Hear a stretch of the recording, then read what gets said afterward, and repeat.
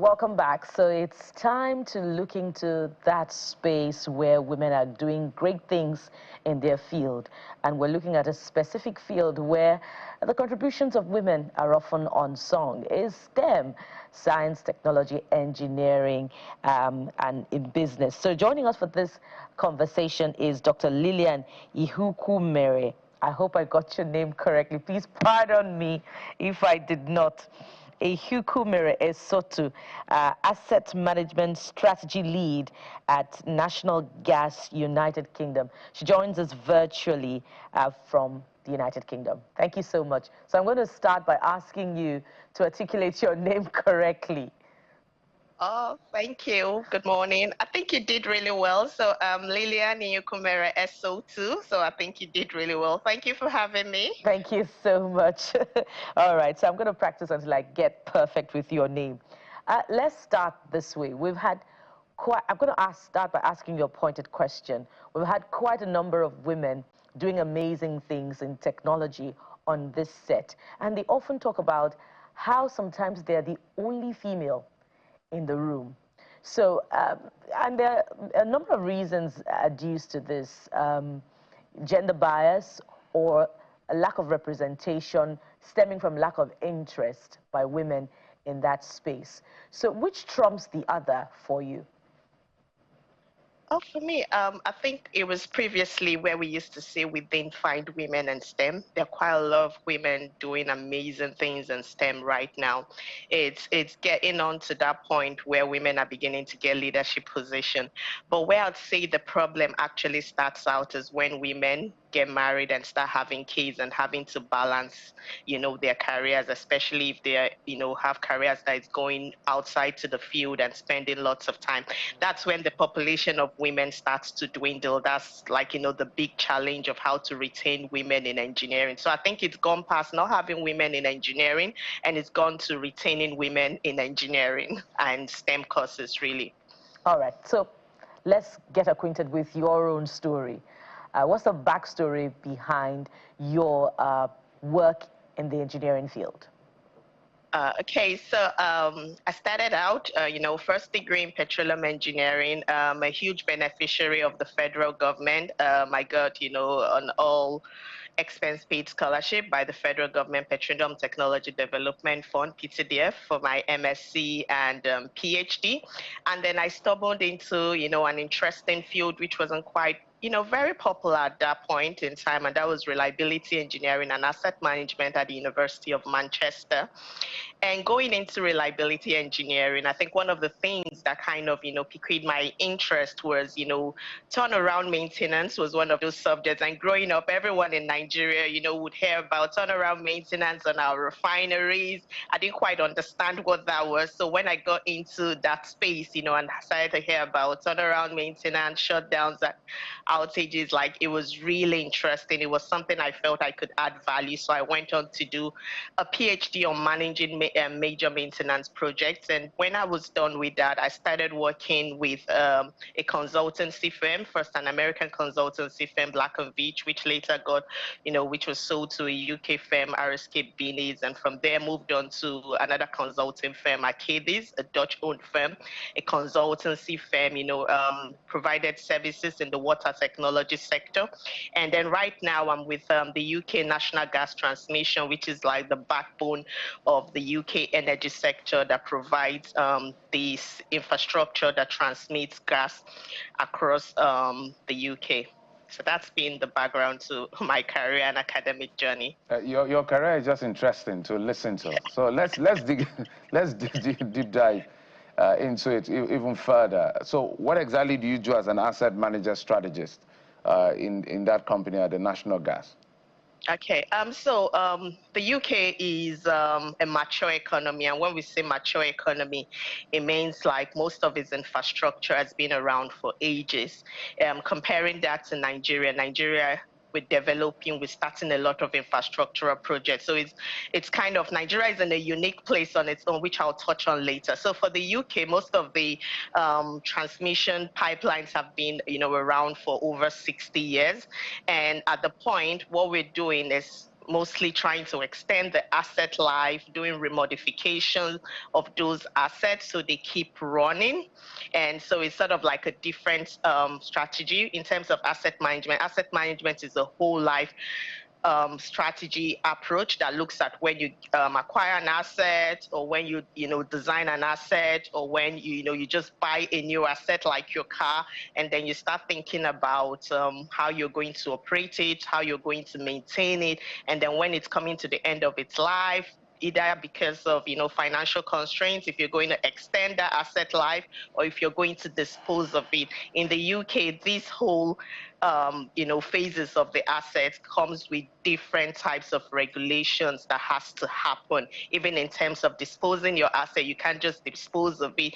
You need to follow this regulatory policies and put that into practice. So for me as an asset manager, I look at an asset at whatever phase it's in. If it's at the operations and maintenance, looking at how to get value for money, providing services while balancing that with the risk associated and making sure you have safety. For us at National Gas, we operate our systems to provide 99% reliability. So that's, a very high level of service. So you're constantly looking at what is this asset supposed to do? Are there any triggers on why it's not performing as high as it should? Because we are in a regulated industry. If we don't perform to that level of service, you get penalties, or you get you get incentives if you do well. So coming back to Nigeria, we have a unique opportunity because so many infrastructure projects are just coming up. So we have the opportunity to start looking at this asset, or this, great infrastructure we are putting on ground, thinking about how are we going to run it? What kind of energy are we going to be using in 50 years? Will it still be valid using the same type of energy we're using? Are we making provisions for alternative sources of energy, renewable energy? At the end of this asset life cycle, what do we want to do with it? Do we want to sell it off? Do we want to break it for parts? How do we want to dispose of it? Or do we want to continue maintaining it? And for you to continue running the asset, you need to have great maintenance culture. You need to have great record keeping. So in a nutshell, that's what I do. Amazing. I mean, that could be intimidating, just listen to what you do. But we choose not to be intimidated. We choose to be encouraged.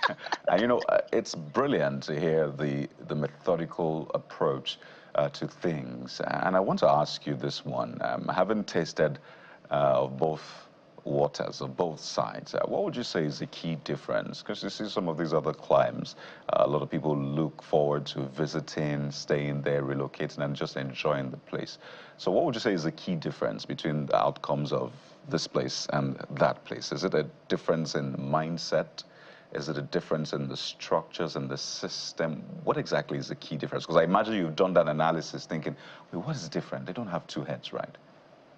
I'd say it's the intentions. It's very intentional, like everything is very intentional. So for example, the industry I work with is regulated by Ofgem, and they regulate the electricity and gas markets in the UK. And every 5 years, you need to submit a plan of what you will be doing. It encompasses your whole business plan. What would you be doing to your asset? Will you be getting new assets? How would you be maintaining your asset? Is that detailed that you have to show for each asset? I'll be carrying out this number of interventions. I'll be carrying out this number of surveys. So it's very forward thinking. People need to think about things. It doesn't just happen. And while doing that, you have to follow strict international standards to maintaining every piece of equipment. So it's you reading a lot of policy documents that need to come into for. It's you being very intentional about things. And I think that's just the difference, because people think about things very long term and they're very strategic about it. They put it into, pen into paper, and then there's, I think, penalties, and then there's rewards. So that way people know that if I do the right thing, I get rewarded, I get more profit for my shareholders, my staff get more bonus. If I don't do the right thing, I get penalized, and that penalty stands. Like, there's no room for compliance. And I think that's just the difference, how intentional people are about what they have to do, how you have to think actually about what you want to do. It forces you to think, long term. And I'd like you to relate that pretty much, really, if you can do that in 60 seconds, to, the maintenance of our own infrastructure back here in Nigeria. Our gas infrastructure, or turbines as the case may be, they're famed for collapses. I'm sure you've heard about the many power grid collapses that we've had in Nigeria. So, and there's a continuing conversation about borrowing the experiences of our professionals in the diaspora, you know, back home for development. So if you were to offer consultancy, you know, to the TCN, for instance, what would be your intervention such that we can exit this regime of continuing power grid collapses? I think first of all, we have to empower our regulatory system. We need to, first, like I said, regulation is really important. We need to empower them. There needs to be consequences for actions. Like, people have to have established service levels. If you're going to deliver and the service level is you have to maintain 80% availability of your asset. If you do not meet up to that service level, there has to be penalties. People shouldn't be rewarded for not doing the right thing. Once the right framework is in place, once people know there's going to be penalty for not doing the right thing, it brings on serious investors who are willing to invest, because people want to invest where they know that their interest is protected. They know that they have the backing of the government, they have the support, and they know that if they put in the money to invest in this large capital projects, which are quite intensive, they can get return on investment. So they are invested into it. So that's the first thing that has to happen: a good regulatory structure where there are penalties, where there are incentives, where there are clear strategies of what needs to be done. You make it sound so easy, but we hope that the TCN can put in the work. Dr. Lillian Iheukwumere Esotu, Asset Management Strategy Lead at National Gas, United Kingdom. Thank you for your time and for your wonderful insights this morning. Thank you so much.